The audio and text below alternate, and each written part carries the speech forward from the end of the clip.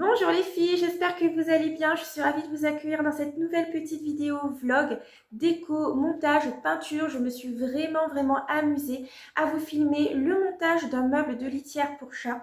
Ça faisait vraiment très longtemps que j'envisageais cette option parce que j'en pouvais plus d'avoir de la litière partout dans la maison, d'avoir le chien qui mettait son nez dans la litière des chats. Donc je me suis enfin décidée à acheter un meuble de litière pour chat que j'ai trouvé sur Amazon à 80 €. Vous avez le lien en bas.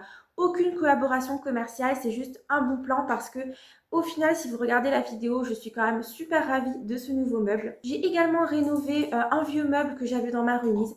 Donc voilà, on a fait avec du vieux, avec du neuf pour refaire un espace très important de ma maison. Manteaux, chaussures, paniers. Je vous souhaite un très bon visionnage et merci d'avance pour vos likes et vos commentaires. Voilà à quoi devrait ressembler le meuble à la fin, quand j'aurai tout monté.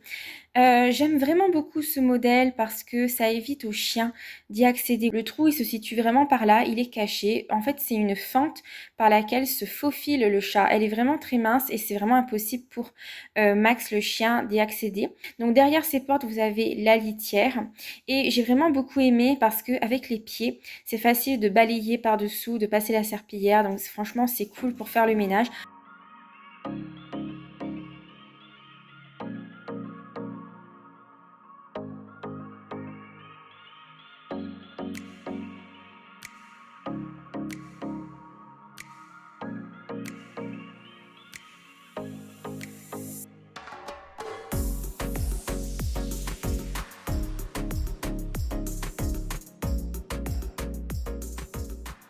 Donc les filles, voilà ce que ça donne pour l'instant. Je fais une petite pause, mais Mickey a l'air déjà très attiré par sa maison.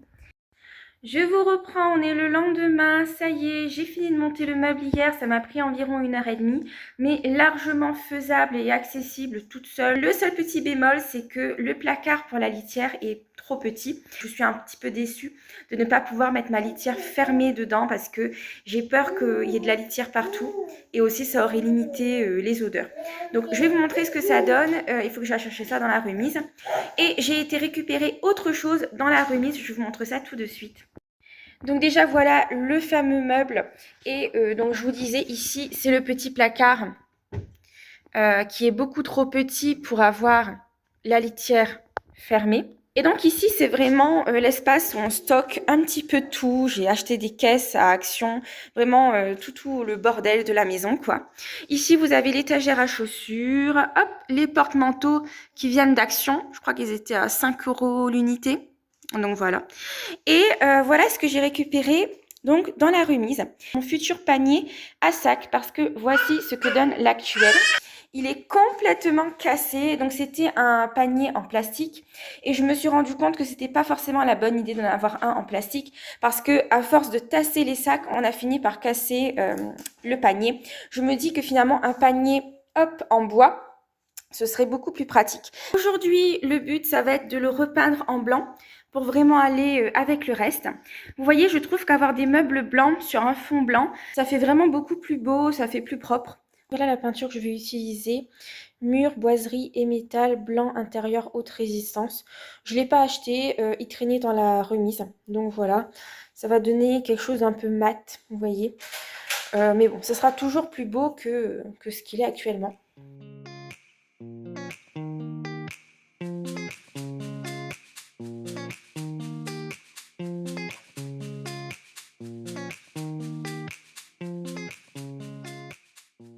Et voilà ce que ça donne. J'ai donc passé finalement 3 couches de peinture.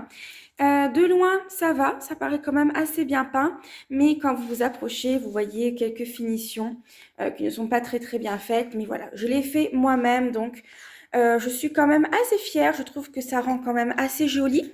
Vous voyez, donc tous les meubles sont blancs, c'était très important pour moi. Juste vous montrer l'intérieur du panier. Hop. Donc voilà, on range nos sacs. Et ici, j'ai rajouté un petit sac blanc en tissu, que ce soit un petit peu plus propre, mais aussi pour éviter que les sacs débordent vers le bas. Parce que comme vous le voyez, il y a une ouverture vers le bas et les sacs pouvaient déborder. Donc tout simplement, je l'ai collé avec de la glu sur les rebords. Donc voilà ce que ça donne. C'est assez approximatif, mais ça dépanne bien. Donc voilà, le panier en bois, quand même beaucoup plus résistant que le panier en plastique. Vous avez donc toujours l'étagère à chaussures. Et ici, je voulais vous montrer. Donc, j'ai rajouté ce cadre que j'ai trouvé à Action. Il est quand même assez grand et à la base, je voulais imprimer une photo, la mettre dedans.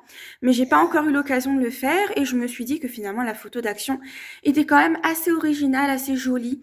Les épis de blé comme ça, je trouvais ça joli. Donc pour l'instant, ça va rester sur ce meuble. Ici, une petite caisse en bois que je trouvais, ma foi, assez belle. Et il faut vraiment que je vous parle donc de ce meuble à chat. Je retire ce que j'ai dit. Le chien a réussi à passer par la petite fente qui est là. Donc il réussit à passer par là, donc c'est un Jack Russell, et à entrer dans la litière.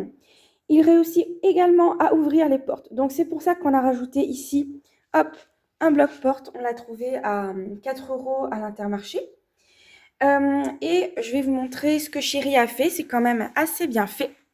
Et donc Chéri, il a rajouté une planche de bois pour rétrécir la fente. Vous voyez, donc là, hop, la fente qui est là, elle est vraiment rétrécie et donc le chien ne peut plus passer.